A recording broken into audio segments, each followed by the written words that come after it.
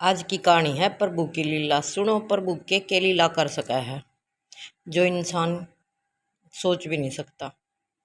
एक बार एक बहुत बड़े संत अपने एक शिष्य के साथ दिल्ली से वृंदावन को वापस जा रहे थे। रास्ते में उनकी कार खराब होगी। वही पास में एक ढाबा था। शिष्य ने संत को कहा चलकर थोड़ा आराम करने का आग्रह किया जब तक कार ठीक न हो जाए या कोई दूसरा इंतजाम न हो जाए।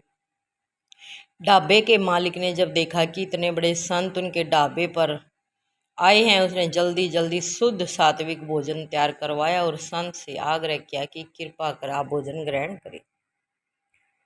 संत ने बड़े ही विनम्र भाव से कहा कि वो सिर्फ भोग लगा हुआ प्रसाद ही पाते हैं। ढाबे का मालिक बहुत निराश हुआ और शिष्य भी बहुत दुखी था कि संत ने सुबह से कुछ खाया नहीं है। जो भगवान था पहले खवाओगा, उससे वो पहले कैसे खा सकता है? भगवान को भोग लगाएगा पहले फिर वो खाओगा, उसकी धारणा थी वो। लेकिन ठीक उसी समय एक और कार आकर वहाँ रुकी, जिसमें से एक दंपति गोपाल जी को लेकर बाहर निकले और ढाबे के मालिक से कहा कि कुछ सात्विक भोजन तैयार करवा दीजिए, मेरे गोपाल जी के भोग का समय हो गया है। उन्होंने बताया कि वो लोग वृंदावन से दिल्ली अपने घर वापस जा रहे हैं। रास्तों में एक दुर्घटना की वजह से वे समय से घर नहीं पहुंच सके और अब उनके गोपाल जी के भोग का टाइम हो गया, समय हो गया है। अब भगवान की देखो कि लीला है, प्रभु की लीला। किसने कहा करे? इन चीज़ों ने कहा करे प्रभु की लीला।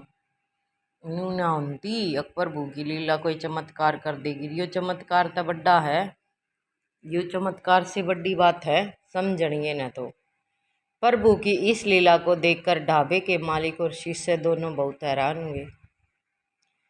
संत के लिए बनाया हुआ भोजन गोपाल जी को भोग लगाया, फिर वो प्रसाद संत के पास लेकर गए। संत ने जब सारी बात सुनी तो वो दौड़कर गोपाल जी के पास आई और दंडवत प्रणाम किया। ठाकुर जी की लीला देखकर संत के आंसू रुकने का नाम ही नहीं ले रहे थे।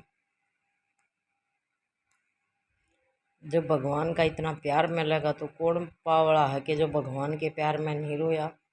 और जो भगवान के प्यार में नहीं रोया ना, वो जिंदगी में उसने कुछ नहीं करा। भाई मेरी तो ये समझ में नहीं आ रही, दुनिया के प्यार में ये कर दे हैं, वो मर्द मार दे हैं, वो कर दे। एक बार भगवान के प्यार में ना तो हम दो आंसू बहा का तो देखो, भगवान तुम्हारे लिए सागर इकट्ठा ना कर दे तो कहना। संत ने कहा कन्हैया, आज तूने मेरे लिए इस ढाबे पर जहाँ प्याज लहसुन की गंध से मेरे लिए ही बैठना मुझ कठिन हो रहा था, वहाँ तूने मेरे लिए आकर भोग लगाया है कि मैं भूखा न रह जाऊं। धन्य है तू जो अपने तुच्छ भगत के लिए भी कुछ भी करने को तैयार है। संत ने प्रसाद को माथे से लगाया। उसे आज वो प्रसाद अमृत से भी ज़्यादा मीठा लग रहा था। दूसरी तरफ ढाबे वाला सोच रहा था, धन्य है तू सावरे, तो मैं तो घर पर तुझे सिर्फ कभी कभी कुछ मीठा ले जाकर लगा देता हूँ, वो भी बीवी के कहने से। पर तू मेरी संत की प्रसाद पावना की इच्छा पूरी करने से खुद ही चलकर आ गया। तेरी कृपा और करुणा का कोई पार नहीं है कान्हा।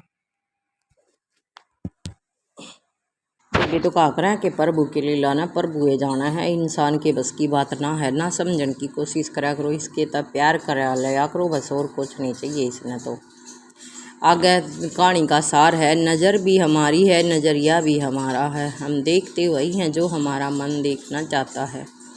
यह तो वो कान्हा है जो राम रूप में भी, हाँ ठीक है ताऊ, झूठे बेर भी स्वाद लेके खर खाता था। तो देखो भगवान ने तो भीलड़ी के बेर भी खाए थे झूठे। और आज प्यार में है ना एक दूसरे के शारीरिक भूख के मारे है ना छोरी चौधरी एक दूसरे ने मारन लाग रहे हैं।